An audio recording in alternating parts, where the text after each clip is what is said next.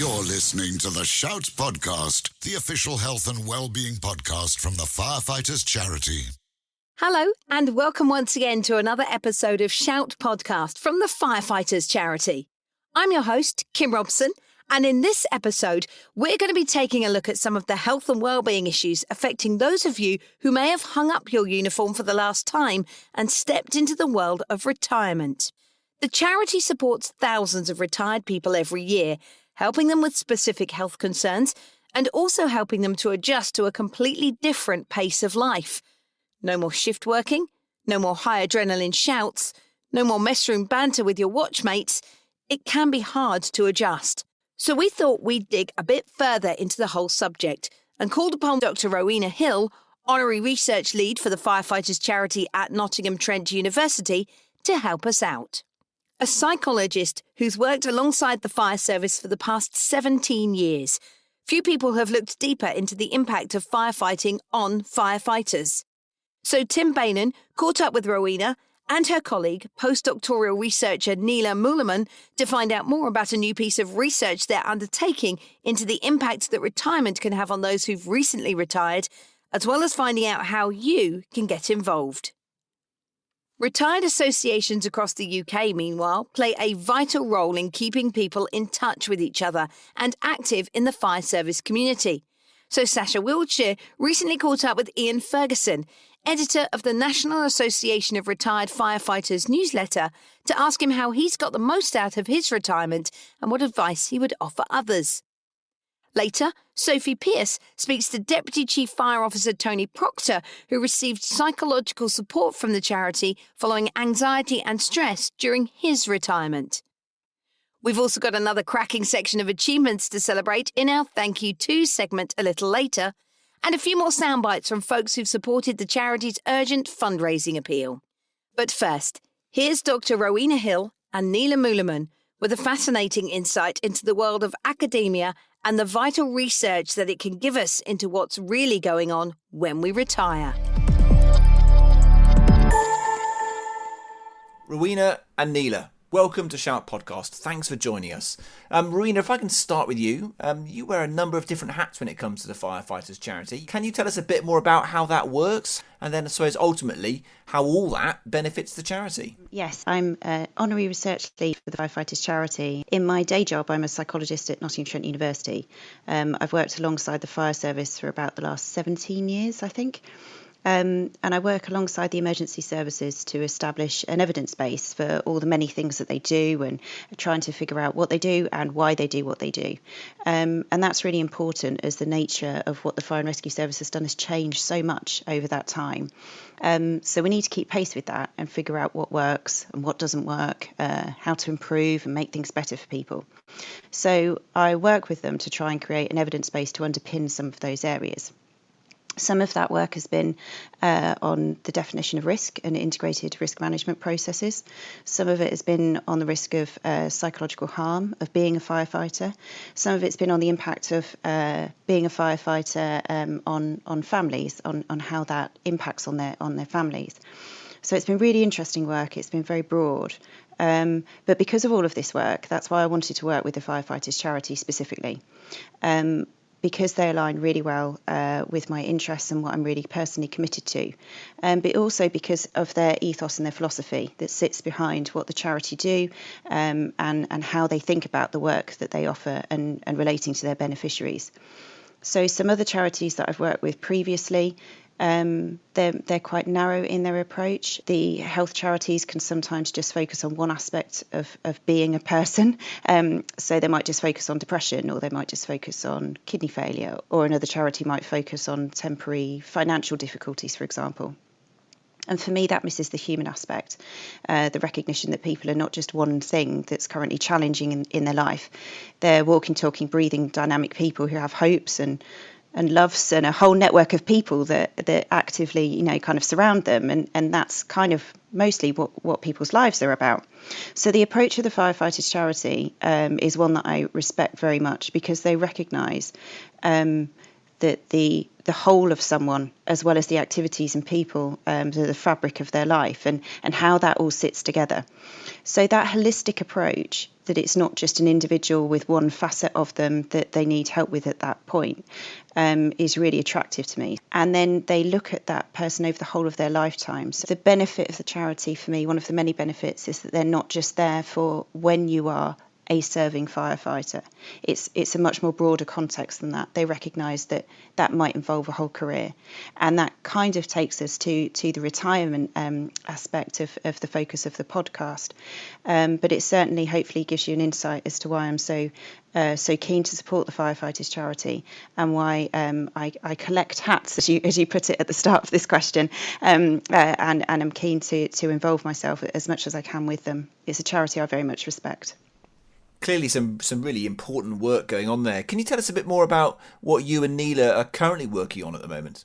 The work that we're working on at the moment is part of a bigger understanding of transition into retirement. So there's lots of different projects with different groups going on in different professions, but we were really keen to focus on the transition into retirement with the Fire and Rescue Service in the UK.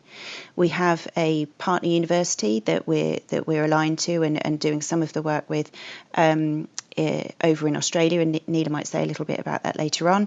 But it's really looking at how the transition into retirement from being a firefighter, where we know that the firefighter role is quite unique.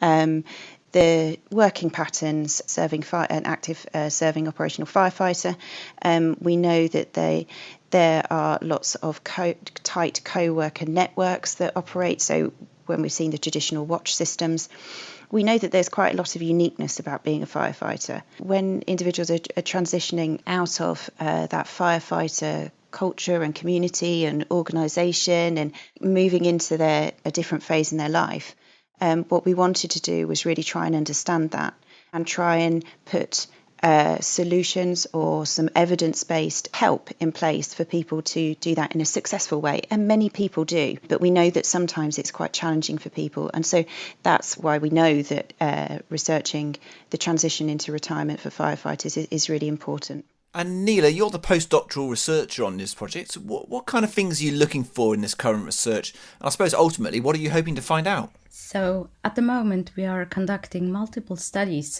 over the last year with active and retired firefighters across the UK. So something what became very clear in our interviews was that being a firefighter is not just a job. It becomes a part of your identity and it defines who you are. So you might wonder, what has this to do with retirement? Well, retirement is a time of significant change, and it brings about a change in our sense of who we are and how we see ourselves in relation to others. So most of our participants found it quite challenging to lose this identity and missed the camaraderie and being part of a team.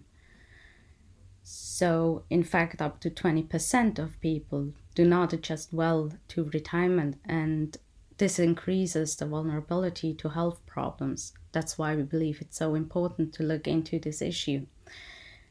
The good news is that our survey with over 500 firefighters showed that our social relationships with other people in social groups helps with adjustment to this new stage of life and promotes good health in retirement. It's important to try to maintain and gain new social groups when you retire. So, for example, engaging with your family and friends regularly, maybe restoring or building relationships with your local community, and join new groups, interest groups and volunteering groups. That's something we can advise here. So yeah, as Ravina said, we really try to make things better and support the firefighter community here. I mean, it certainly sounds like a really interesting project. How can Shout podcast listeners who perhaps might have recently retired themselves, how can they get involved? What we've done is collecting all these insights into firefighters' retirement, and we developed, or better say adapted, the Groups for Health Firefighter Retirement Program to the special needs of firefighters. This is an interactive online program which will help recently retired firefighters to explore the positive role that social connectedness and belonging can play as they embark this new and important new stage in their lives. So at the moment we are testing this program to make sure that it is delivering all this knowledge in the best way possible. So if you have retired within the last 12 months, you can take part in this new study we are doing. And if you would like to participate and support us in doing the online program, you can go to the website of the Shout podcast and you will find in the show notes a direct link to the registration form. Or you can, of course, reach me on Twitter at Nila Muleman or send me an email at nila.muleman@ntu.ac.uk. Thanks, Nila. As you say, all the details for how people can get involved will be on the show notes, as well as contact details for yourself, your email address. We'll make sure it's all there on the show notes for people to get to after the show. And Rowena, finally, what's your ultimate end goal in terms of your research programs and the retired community? I suppose, what ultimately does success look like for you? I think success for me looks like we have an evidence-based approach that we know is reliable, we know that works, and its main purpose, the absolute main purpose, has to be that we are supporting firefighters to transition into retirement, and that retirement is as healthy, as flourishing, as happy, as stable as it can be. And I think success for me is that outcome, with something tangible that the Firefighters Charity can use in order to try and make that a reality for as many firefighters that are coming up to retirement and are already in retirement. That's what success looks like for me, I think. Retirement can impact people in a host of different ways. Earlier this week, Sophie Pearce spoke to Deputy Chief Fire Officer Tony Proctor to find out how his life changed following his retirement for the Fire and Rescue Service and how the charity made a difference. Hi Tony, thank you so much for joining us. First of all, would you like to introduce yourself? Hi, I'm Tony Proctor. I'm from Greater Manchester. I was the Deputy Chief in Greater Manchester for the last 7 years of a 40-year career and have been retired for just over 10 years now. Did you enjoy your career? Absolutely loved it. The fire service was my life from being 16 when I was a junior fireman until I retired some 40 odd years later, and I absolutely loved it, and if I had the chance to do it all again, I'd love to do. Do you remember how you felt when you were approaching retirement in the sort of years and then months and then even days leading up to it? I think a bit of trepidation really, because as I say, the service had been my life for 40 years and I'm a very organised, planned sort of person, but what I failed to do, looking back, is to plan for my retirement. When you're the Deputy Chief of a large outfit like Greater Manchester, you're permanently on call, you're permanently switched on, and in honesty, I was running on neat adrenaline until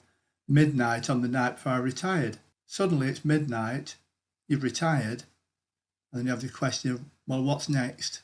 What's this all about? How did you find retirement in the early days of it? I'd had a very, very busy career, and because I'd been so busy, I then filled my life with helping others. Most firefighters adopt something called the rescuer role, where it's inbuilt into our DNA to help other people. And so, in retirement, I took on a number of projects, some within the fire service, helping disadvantaged young people through the Prince's Trust, which was very rewarding, and some work for the Professional Institute of Fire Engineers. And I also took on 2 major charity projects, a refurbishment project of my local church. And that was all very demanding, but what I was doing, I suppose, in life was I was trying to replicate in retirement the busy life I'd had up to retirement because I knew nothing else. When did you first start to notice that something wasn't quite right with your mental health? It was probably a couple of years after retirement, because I kept myself very busy for a couple of years after retirement, and I then began to notice that I was stressed. Whereas in the service you have authority, you have responsibility, you have control, and you have a team of people who are very committed and deliver 24 hours a day, 7 days a week throughout the year. You find when you step outside of that, that society is very different to that which we've been used to. And I found myself quite stressed in that. I wanted to achieve things, but I think, being honest, I'd had mental health issues throughout the service. People always regarded me as a very cool, organised person, and I was ice cold, which you have to be when you're taking decisions at a top level. But that doesn't work when you've left the service. And I think what I began to notice was an emptiness, a missing of the service, a missing of that culture of the fire service, a missing of that team that I'd been part of in different shapes or forms for 40 years. And the loss of that contact was very, very difficult. I also began to suffer panic attacks, and they'd come on every morning at about the same sort of time. And it was pretty awful, really, these panic attacks, because I would wake, throw my bedroom window open, feel like I was gasping for air. And I didn't really know what was going on. But in my usual coping mechanism, throughout the service, I'd always gone for a swim every morning. So I would get up, go for a swim, get on with my day and think, yeah, everything's all okay, Tony, you're fine. And then the next morning, the same would happen every morning. And I tolerated that for a couple of years. And I was at the Firefighters Charity with a back problem. And I thought, this isn't good, this. And I referred myself. I remember filling in the little white slip of paper for a self-referral to psychological support. And that was a turning point for me in my life, because up until that point, retirement hadn't been fulfilling. In many ways, it had been a real disappointment and a real stress. And that was a turning point. Filling that white form in and asking for help was probably one of the bravest things I actually did in my time after retirement, and one of the most helpful things. Why so? Because I hadn't dealt with the issue, and I didn't really know who to turn to, because I didn't fancy going to my GP and being prescribed antidepressants or whatever. But at Jubilee House, I saw a therapist called Kerry, who was absolutely amazing.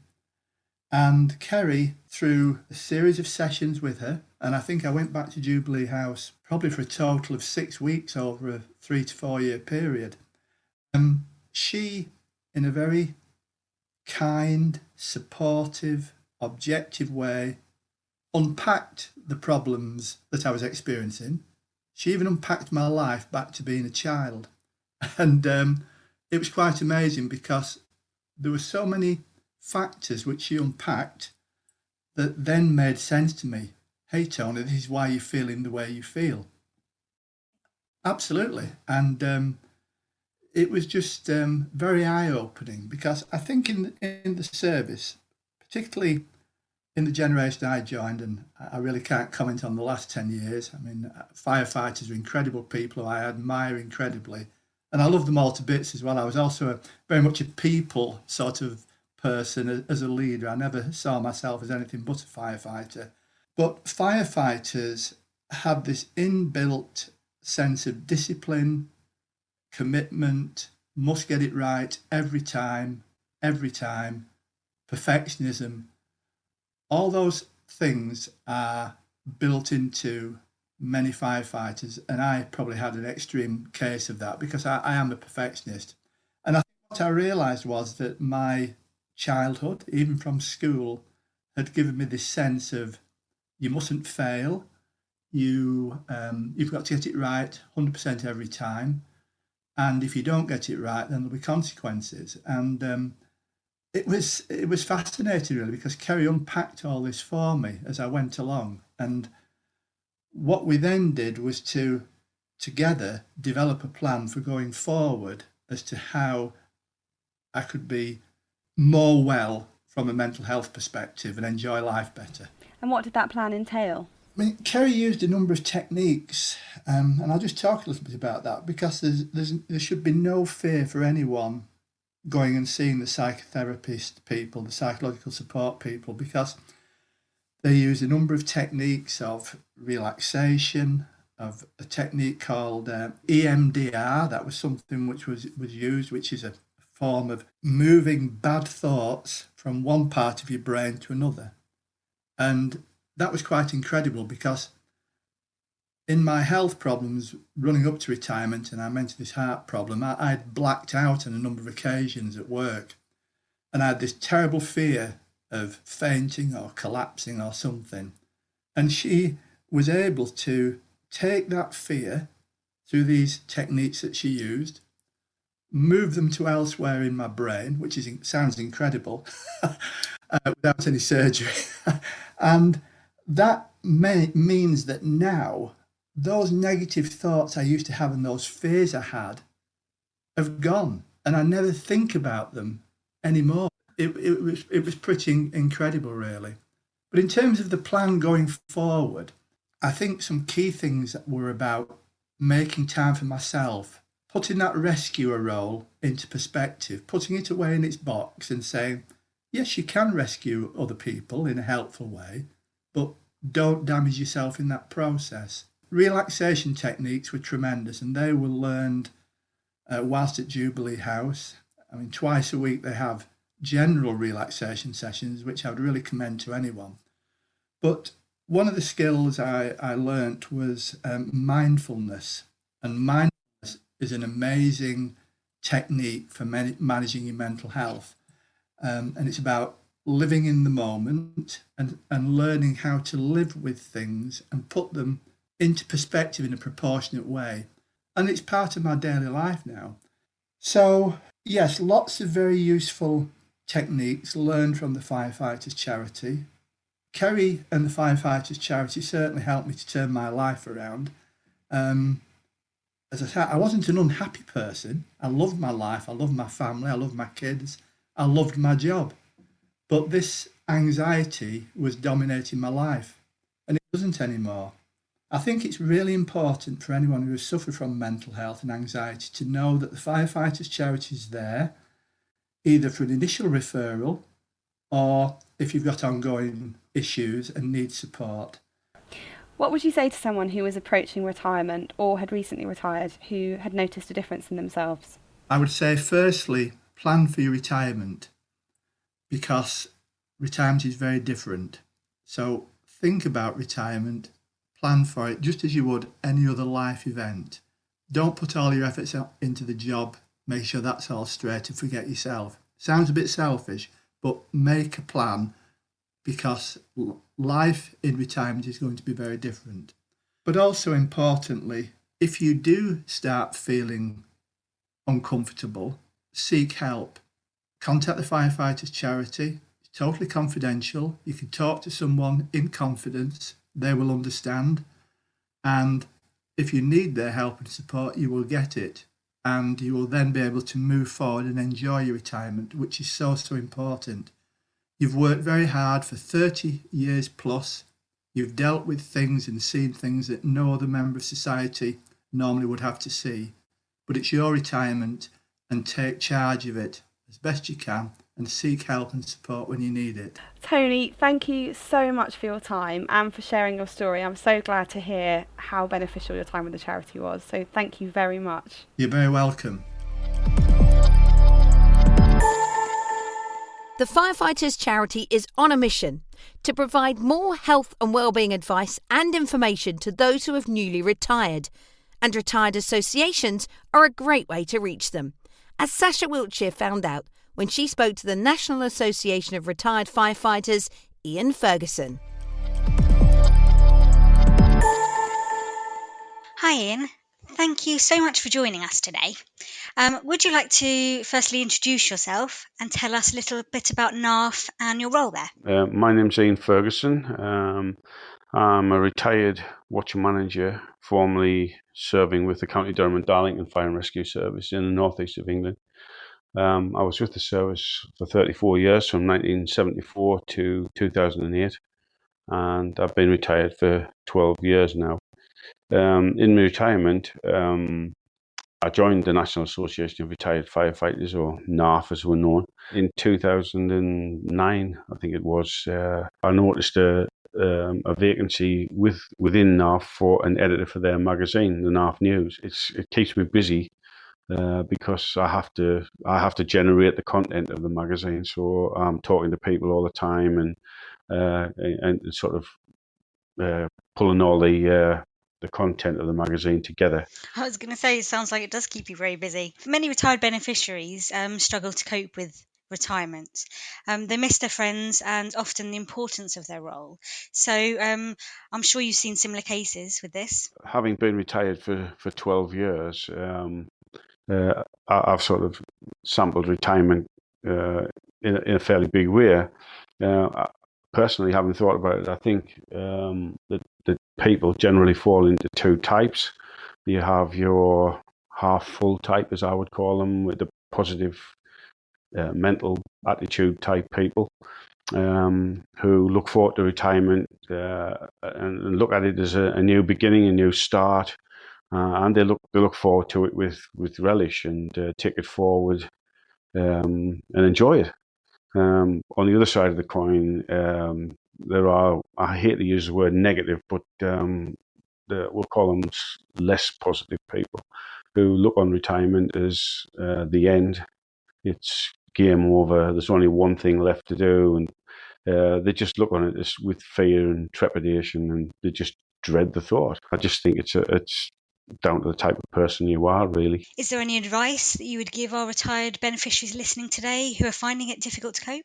If you're a retired firefighter, the obvious step would be to join NARF, because they are all retired firefighters. You know, they all understand each other. So, I'm the secretary and treasurer for the Durham and Darlington branch, and we have regular meetings, and it's just fantastic to see guys coming together to the meeting. We have an information exchange, you know, an official meeting, and then after the meeting's finished, the guys just sit there with a pint of beer, and they just sit and talk and tell stories, put a few old fires out, stuff like that. But it's great to see them together and enjoying it and laughing. And it's fabulous. I get such a buzz out of that, because that's what it's all about. You know, we're all part of that fire brigade family. You know, but like I say, you might want to support a charity or some good cause that you like. And I'm quite sure they would welcome you with open arms. I say there's the firefighters charity who are always wanting fundraisers and stuff like that. And but so as I say, it's just a question of you know, each individual deciding what they want to do or what they would like to give their time to, because there's no greater gift than time. It's you can't. It's the greatest gift you can give to anybody or anything is time. So yeah, it's just up to you to decide where you want to go and what you want to do, and get out there and do it. So it seems like NARF has had a real positive impact in your life, and you mentioned a little bit about the charity there. So how important is it to you, to NARF and to NARF members, to have a close relationship with the Firefighters Charity? Personally, I think it's essential that the Firefighters Charity and NARF have close links, because we're basically our aims are pretty much the same. You know, we have to support and help our members wherever possible, and the Firefighters Charity are exactly the same. And you know, we look after, we sort of, our sort of remit is for retired people, whereas the Firefighters Charity is for the wider fire service family, and that's what it's all about. You know, nobody should feel alone. We should all work together and sort of just let people know that there is somewhere to go if you need help. It sounds like with NARF there is a real community feel there. So what do our retired beneficiaries need to do if they wish to become a member of NARF? There is a website, www.narfire.org.uk. So it's just narfire.org.uk. There's an online application form there. There's two types of membership with NARF. There's branch membership, which you're attached to a branch, obviously. And there's what's called individual membership, where if you don't live near a branch, or you prefer not to be a branch member, then you can apply for individual membership as well. You'll be sent the magazine through the post, and you'll be sent other information also via the post. You won't attend a meeting to be given the information. So that's the two types of membership. Great. Well, thank you so much for sharing your experience and advice with us today, Ian. Thanks very much, Sasha. It's been my pleasure. Thank you. It's that time once again when we get to say thank you to those of you who've done extraordinary things for the Firefighters charity or your local community over the past fortnight. So if you're ready, here we go. Marcus Rexford was due to run the Brighton to London 62-mile ultramarathon on 23rd of May, but as it was cancelled, Marcus ran the same distance in his local area, raising £1,375. Well done, Marcus. Andrew Impey, meanwhile, completed his One Lads Challenge, raising £260 by climbing a ladder to a combined height of the Three Peaks Challenge, Pikes Peak and Mount Everest. Great job, Andrew. Edward Smith raised £110 by completing 9 different challenges for 999 seconds. And Luke Siddles raised £292 by running 2.6 marathons covering 68 miles. Hats off to Ashley Brown, who completed a static cycle to the equivalent distance of 210 kilometres between Bridgnorth and Basingstoke, raising £112. And Aggie Dennis took on the 25-day push-up challenge, raising £155. Matt Highmarch also completed the 25 push-up challenge and raised £75, whilst David Brearley raised £95 running 5k a day for 30 days. And Adam Taleb raised a fantastic £910 by hosting themed quiz nights on Harry Potter, Peaky Blinders and Top Gun. Elsewhere across the country, 6 crews from Royal Berkshire Fire and Rescue Service and 2 4x4 vehicles were sent to a large fire consisting of 40 acres of standing crop in Swallowfield. Residents nearby may have seen a lot of smoke, but thanks to the hard work and efficiency of the crews, it was brought under control in an hour. On-call firefighters from Cottenham in Cambridgeshire, meanwhile, were called to rescue a cat stuck in the engine bay of a car. You could say that a perfect rescue was carried out, with no injuries to the mischievous Moggy. We must say congratulations to watch manager Kevin Morrison, hailed as the father of Hampshire Fire and Rescue Cadets, for winning a coveted BBC Radio Solent Community Hero Award for his work with the young people of Hampshire. And crews from Taunton Fire Station assisted a member of the public in freeing a baby deer from a water-filled ditch. The deer was later able to get to its feet and run to safety.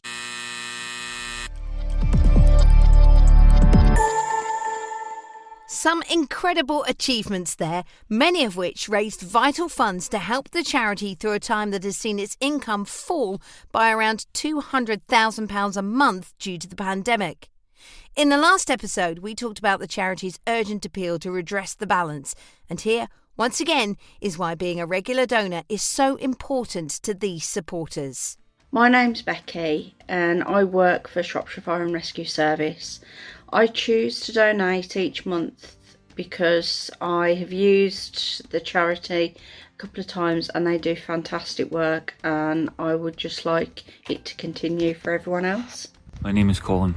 I work for the Scottish Fire and Rescue Service. I make a monthly contribution towards the Firefighters charity because I have seen the amazing work they do firsthand. It inspires me to help wherever I can so the charity can continue to offer the support to anyone that needs it. My name is Martin and I work for Essex County Fire and Rescue Services. I choose to donate every month, and I'm currently carrying out a 10k a day challenge for every day for the month of July in order to raise essential funds for the Firefighters charity. I received amazing treatment at Marine Court, and this is just one way that I can say thank you and give something back. My name's Gary. I'm a retired Merseyside firefighter.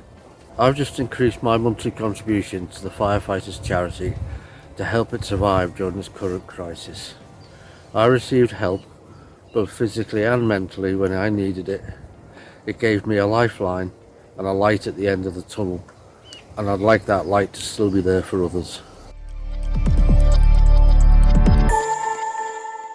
That's the end of another episode. Thanks for listening.